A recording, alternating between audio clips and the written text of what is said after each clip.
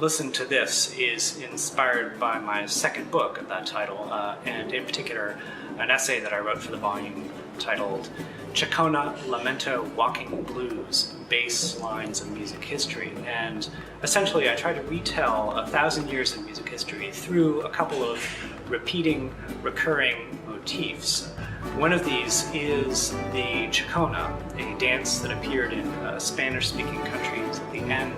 of the 16th century and then spread through music in a really interesting way, undergoing very surprising transformations so that it ends up, for example, as the Chacona, the final movement of Bach's second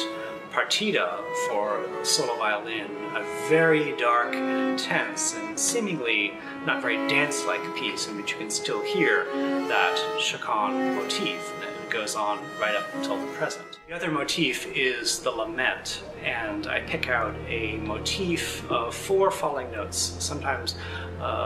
more than 4, which you can find all the way back into very ancient folk music,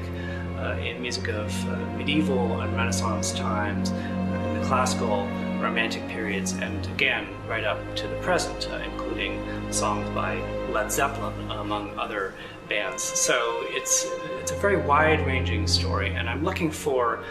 the common musical DNA that seems to tie together music of so many different traditions. Of classic laments by the English Renaissance composer John Doland, a master of melancholy, a lutenist and a songwriter, and we'll hear arrangements of several of his lamenting songs by David Bruce. Then a chaconne by Purcell, followed by one of the most famous laments in musical history, Dido's Lament from Purcell's Dido and Aeneas, in which you hear that falling motif of lament that goes through centuries of music history and can be heard right up into the popular music of the present. In the second half of the program,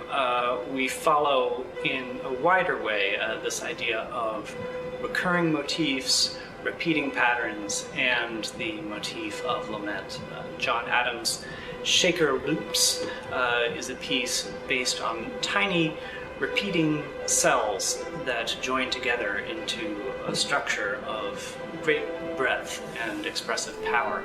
There is a quite recent piece by the British composer Anna Klein, Within Her Arms, which is steeped in those sounds of lament, and I think in particular